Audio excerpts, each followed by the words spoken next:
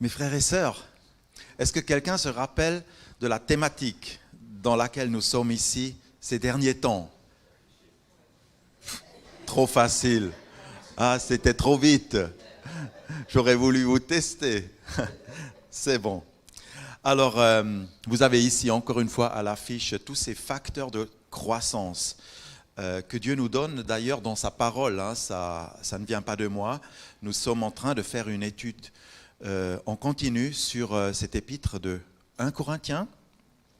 Et aujourd'hui, voilà le thème que je vous propose.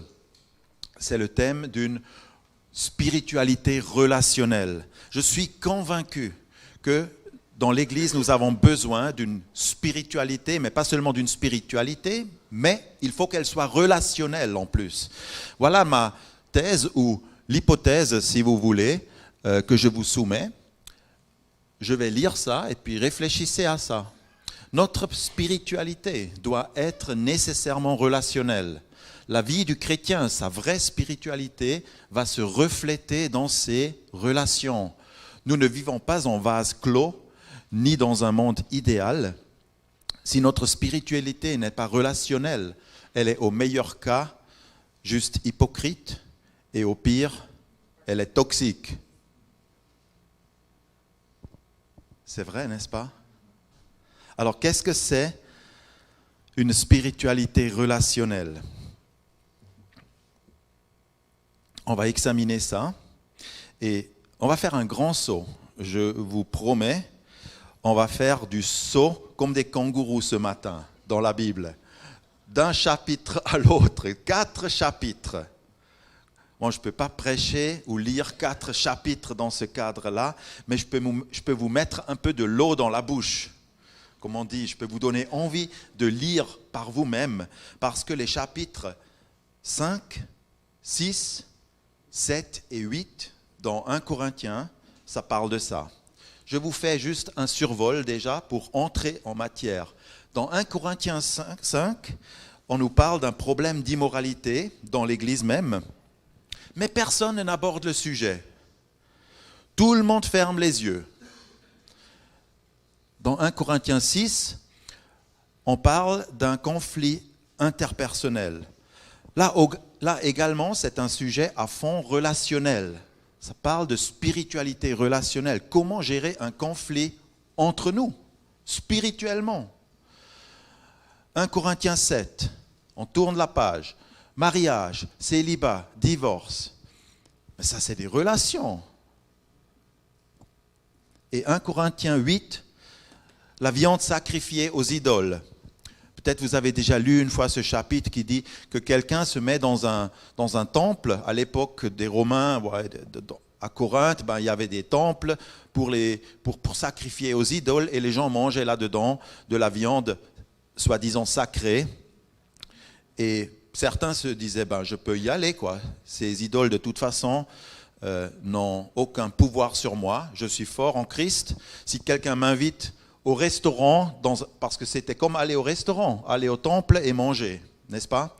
Et certains étaient forts, mais Paul, il dit, c'est pourquoi si un aliment représente un piège pour mon frère, je ne mangerai jamais de viande afin de ne pas faire trébucher mon frère. Ça, c'est la spiritualité relationnelle, n'est-ce pas?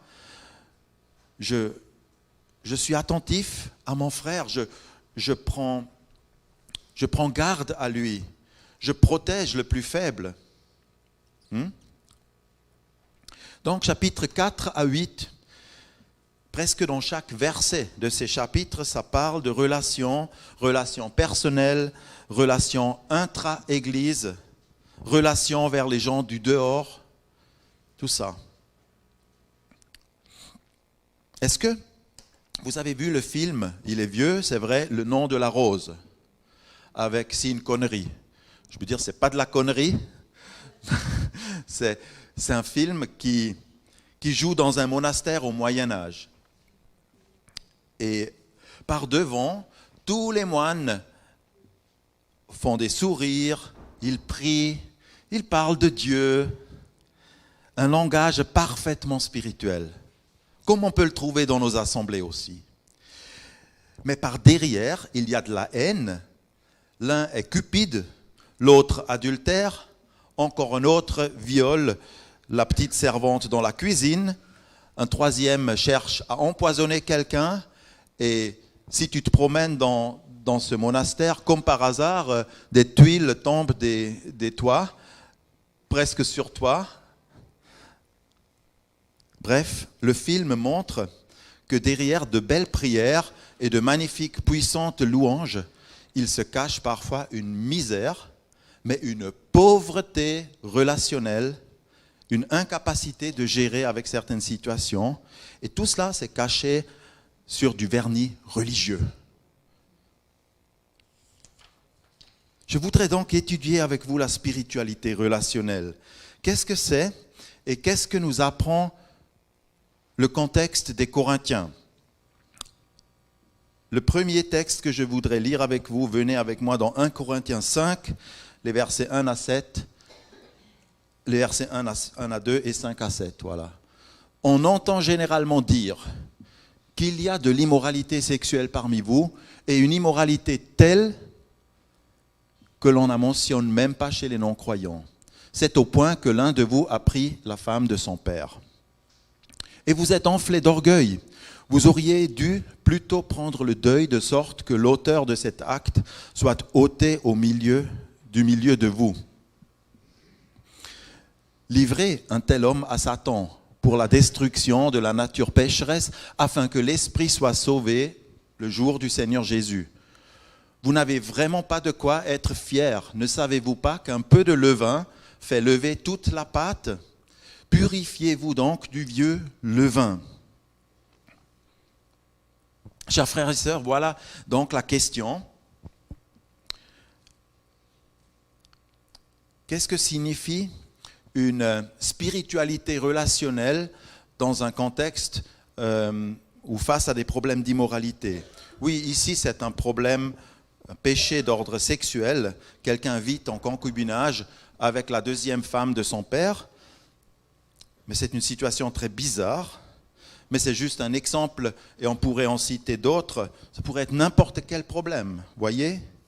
Par exemple, un ancien ou un responsable de l'Église qui abuse de pouvoir. Ça pourrait être des personnes qui, à répétition, font des remarques du type un peu raciste. Ça peut être n'importe quel péché. La question serait donc, est-ce que nous allons couvrir ce péché? On ferme les yeux, c'est le mur du silence justement, où personne n'ose aborder le sujet. Finalement, c'est personnel, n'est-ce pas? C'est leur vie. Mes amis, est-ce qu'il faut couvrir le péché? Faut-il se taire au nom de la paix?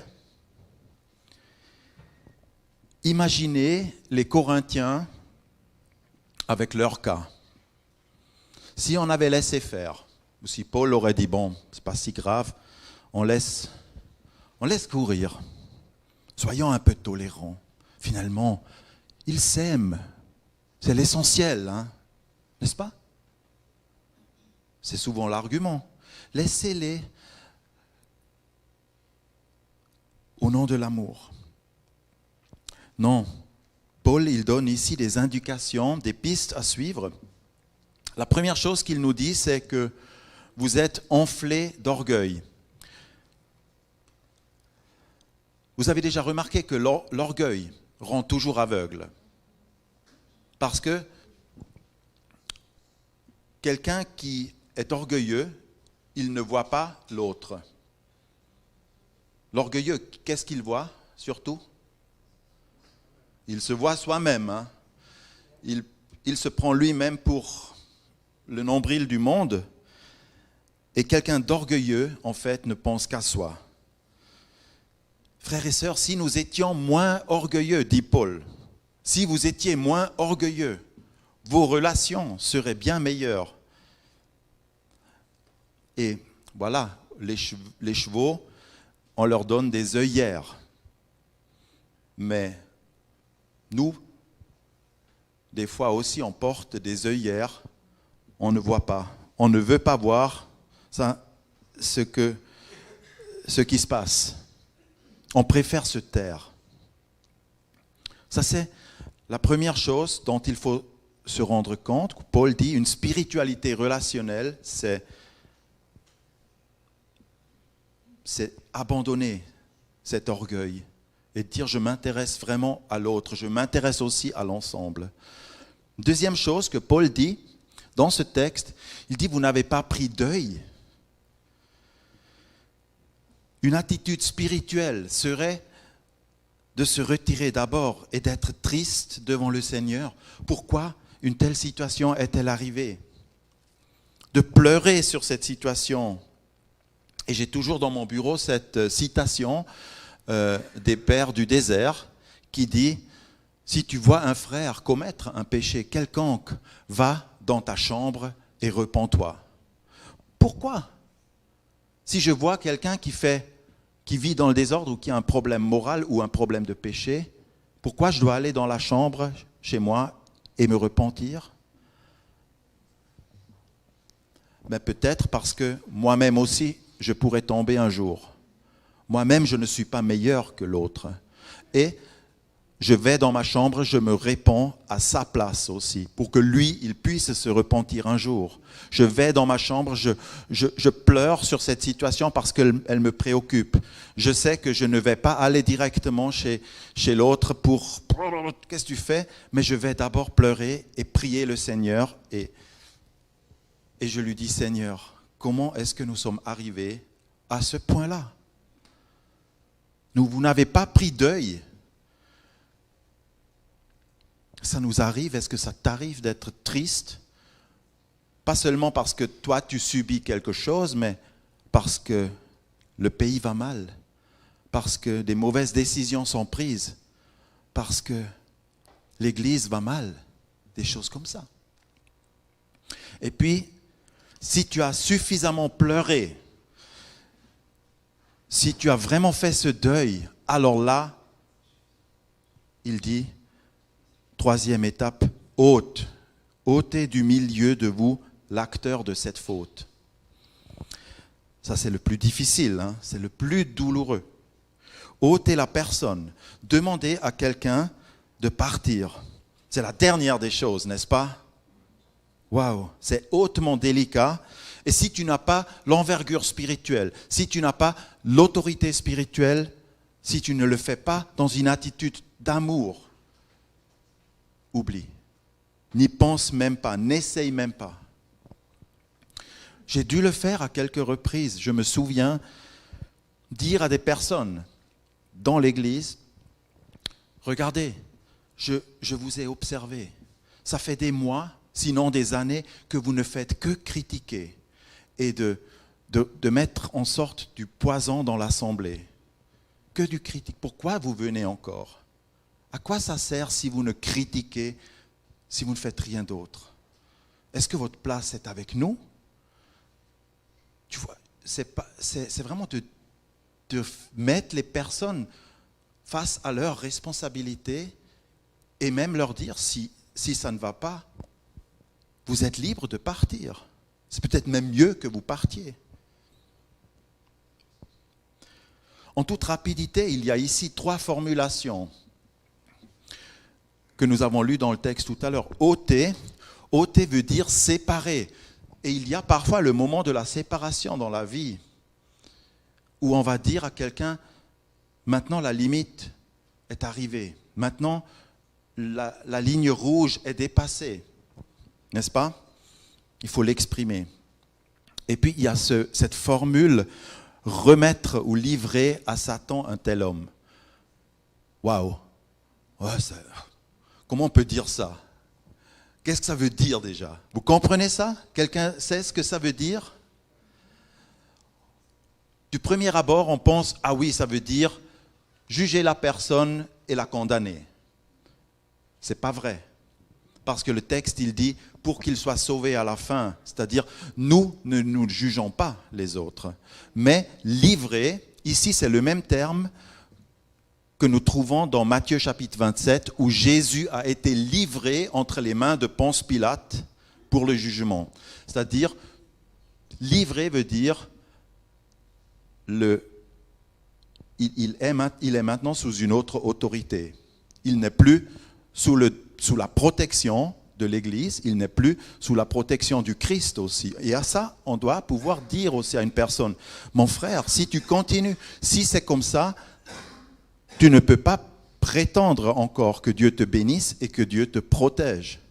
Tu es en train de quitter le domaine où tu es protégé. Tu n'es plus sous la haute protection.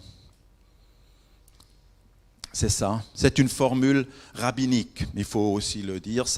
Les Juifs, ils ont utilisé ce terme. Moi, personnellement, je n'ai jamais prononcé de telles phrases. Je préfère dire à une personne, voilà, tu n'es plus sous la haute protection du Seigneur maintenant. Tu le remarques, tu le sais. Et puis, un peu de levain fait lever toute la pâte. Qu'est-ce qui se passe si tu laisses un peu de levain dans la pâte ? Qu'est-ce qui va se passer ? Oui, ça va enfler, toute la pâte va être contaminée. Et ça veut dire maintenant quoi pour l'Église ? Si tu laisses un peu de levain, si tu laisses courir un péché, si on laisse certaines personnes continuer à critiquer, à déverser leur poison dans l'assemblée, qu'est-ce qui pourrait se passer ? Toute l'assemblée peut être malade de ça, finalement. C'est comme un poison. Dans Matthieu chapitre 16, verset 6, Jésus dit « Gardez-vous attentivement du levain des pharisiens. » Parce que l'esprit pharisien était un esprit hypocrite et c'est cette pseudo-religiosité, en fait. Vous voyez, est-ce qu'il t'est arrivé de dire à quelqu'un « Stop » ? Est-ce que tu arrives à le faire ? Est-ce que tu arrives à dire « Non » ? Tu vas trop loin. Est-ce que tu l'as fait, si tu l'as fait un jour avec une personne ou dans une situation, est-ce que tu l'as fait dans une attitude spirituelle ? Ça, c'est la spiritualité relationnelle. Tu comprends ? De pouvoir les dire, de pouvoir le formuler. On va aller dans une autre lecture, dans un autre texte. On va prendre le chapitre 6, où ça parle d'un conflit. Et ici, il dit, « Quelqu'un de vous, lorsqu'il a un différend avec un autre, ose-t-il porter l'affaire devant les juges non chrétiens ? Ne savez-vous pas que ceux qui appartiennent à Dieu jugeront le monde ? Et si vous devez juger le monde, êtes-vous incapable de juger les affaires de peu d'importance ? » Alors les problèmes relationnels peuvent parfois aller très loin, et ici ils sont allés jusqu'au tribunal. La question nécessite d'être posée. Est-ce qu'un problème ou un différend, est-ce qu'un problème relationnel, est-ce qu'un différend, c'est quelque chose de grave, de si grave ? D'avoir une opinion différente ? Pardon, ça je lirai après, oui. D'avoir une opinion différente, est-ce qu'on doit tous être du même avis ? Est-ce qu'on doit tous dire partout la même chose ? Moi, je ne crois pas. Le problème n'est pas là. Au verset 7, il dit « Pour vous, c'est déjà une défaite que d'avoir des procès d'entre vous.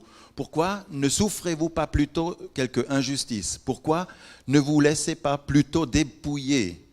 Alors, j'aime pas certaines traductions, parce que la Bible du Semeur, par exemple, traduit « De toute façon, vos différends constituent déjà une défaite ». C'est une traduction malheureuse, parce que le terme ici, différent en grec, c'est krima, krimata, et ça veut dire, ce terme désigne un procès juridique. Une procédure juridique, ça désigne traîner quelqu'un devant la justice. Ce n'est pas un conflit, ce n'est pas juste un différend, c'est quelque chose de beaucoup plus fort. La défaite, si on veut dire, n'est pas qu'ils ont eu un différend. La défaite, c'est qu'ils n'ont pas géré leur différend et que ce différend est devenu un krimata, que c'est devenu une affaire monstrueuse. Vous avez déjà remarqué, quand vous ne gérez pas une certaine situation, ça pourrait devenir vraiment grave. Permettez-moi de glisser ici quelques règles, comment on peut gérer, comment on doit gérer un conflit. Quand tu es en conflit avec quelqu'un, déjà, apprends à exprimer tes sentiments. Par exemple, tu dis « je suis en colère » ou « je suis déçu » ou « cette situation commence à m'exténuer » sont des choses qu'il faut dire. Si tu les gardes en toi-même, un jour, ça risque d'exploser, littéralement. Une deuxième chose, dites non à la triangulation. Qu'est-ce que c'est la triangulation? Si tu as un conflit avec quelqu'un, tu vas voir la personne. Mais souvent, nous faisons la triangulation. Au lieu de voir elle, je vais voir lui, et je commence je cherche du renfort. Je veux avoir des gens avec moi pour mieux casser l'autre, en quelque sorte.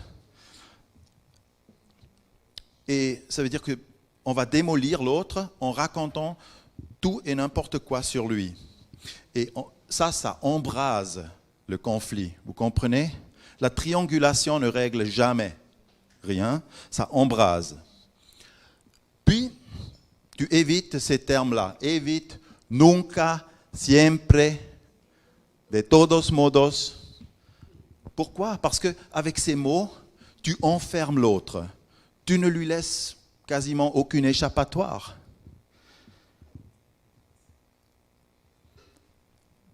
Et puis dernièrement, choisissez des termes constructifs.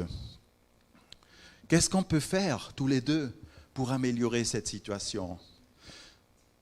Si tu es en conflit, si c'est tendu, constructif. Regardez encore une fois le verset 7 qui nous montre une attitude, qui montre une attitude indispensable pour sortir du conflit. Il dit, pourquoi ne souffrez-vous pas plutôt quelque injustice? Il s'agit en fait de démordre, de laisser l'avantage à l'autre. Et parfois même, laisse l'autre avoir raison, même s'il a tort. Ça, c'est dur. Parce que tu sais, tu penses toujours, je sais ce qu'il faut faire. Je connais déjà l'issue peut-être si on prend cette décision, mais laisse des morts et remets l'autre au Seigneur. J'ai vu des chrétiens s'acharner, ne plus se pardonner, jusqu'à dire avec celui-là ou avec celle-là, je ne parlerai plus. J'ai vu des mariages se briser. Juste une parenthèse. Est-ce que ça veut dire qu'il faut endurer et subir tout sans mesure? Est-ce que c'est ça? Endurer, subir tout sans mesure? Non. Il est écrit, pourquoi ne souffrez-vous pas plutôt quelque injustice, un peu d'injustice? Pas tout.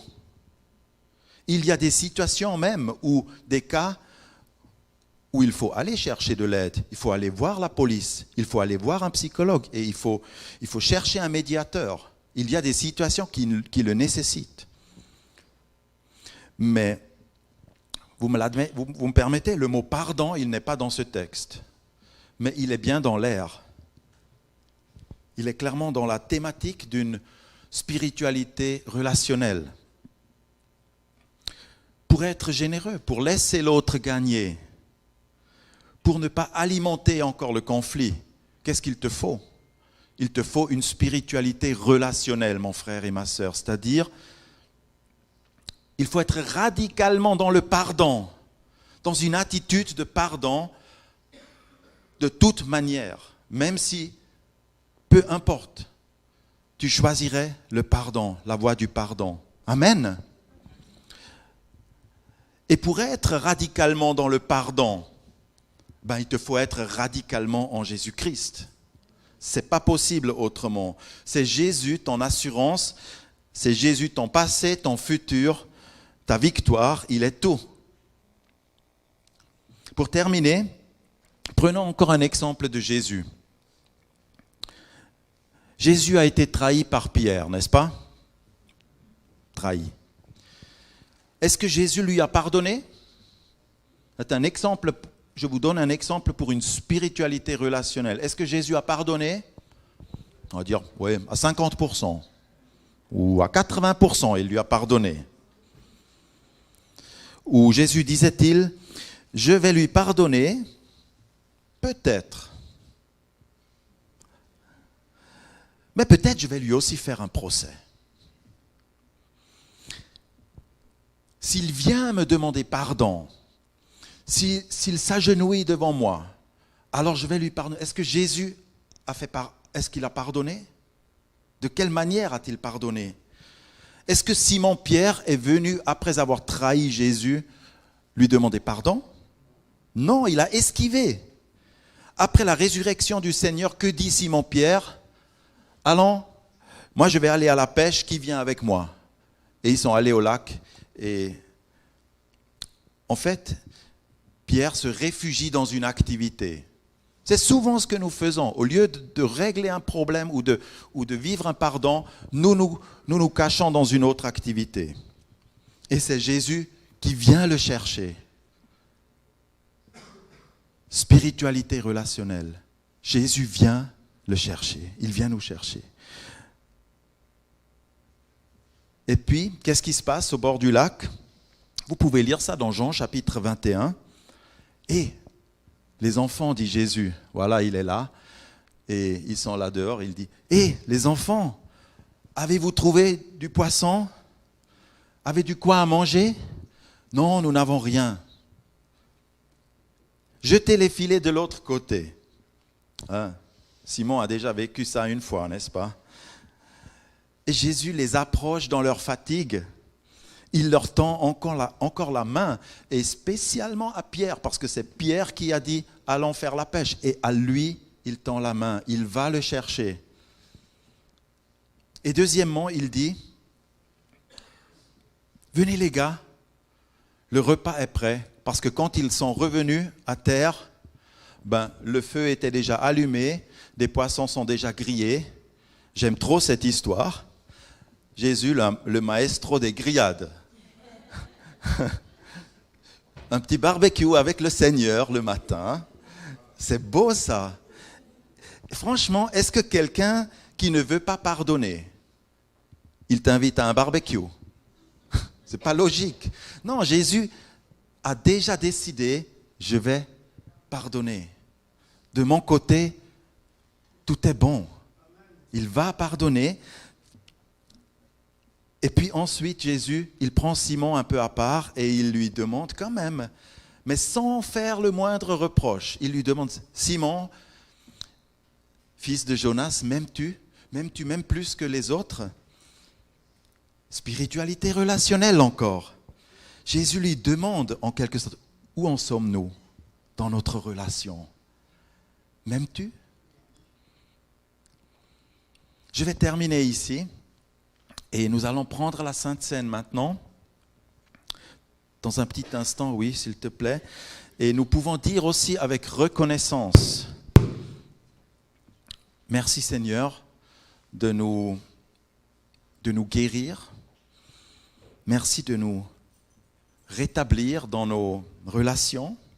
Merci pour ton pardon sans limite, inconditionnel.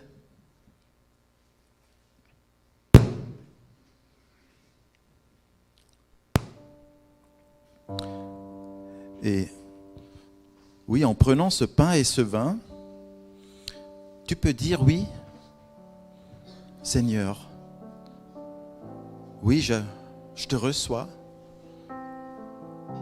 Ce que tu as fait, c'est trop beau. Et moi aussi, j'entretiens cette relation avec toi en m'approchant du pain et du vin. Je te reçois parce que toi, moi-même, je n'arrive pas à régler certaines situations.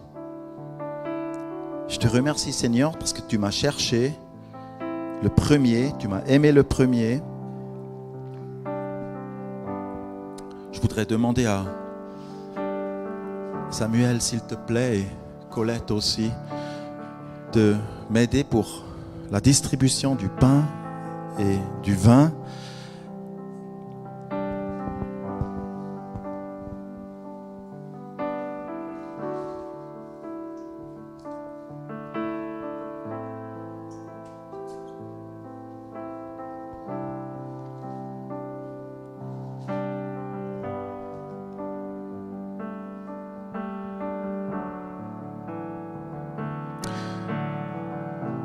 Est-ce que tu pourrais lire ça, s'il te plaît?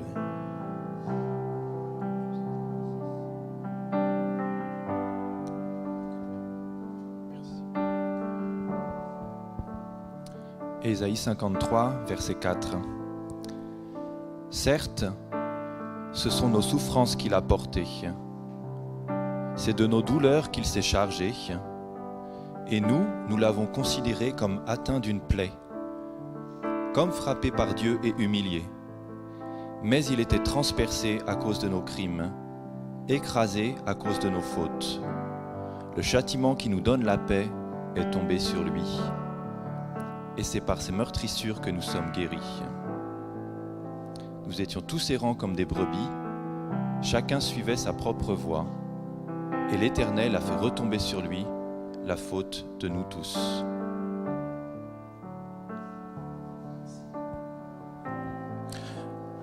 Alors, si tu crois cela, si tu crois que Jésus t'aime d'un tel amour qu'il a pris l'injustice sur lui-même, toutes les injustices d'ailleurs, je t'invite. Est-ce que tu veux prendre ce repas maintenant? Est-ce que tu es prêt de le prendre? Est-ce que tu désires le prendre? Ne le prends pas dans un esprit religieux. Voilà, on a parlé d'hypocrisie, vous comprenez? C'est vraiment c'est pas d'être parfait non plus. Personne d'entre nous n'est parfait, nous sommes des pécheurs, mais si tu veux le prendre, lève-toi, prends une décision pour le prendre. Et si vous voulez le prendre, levez-vous maintenant.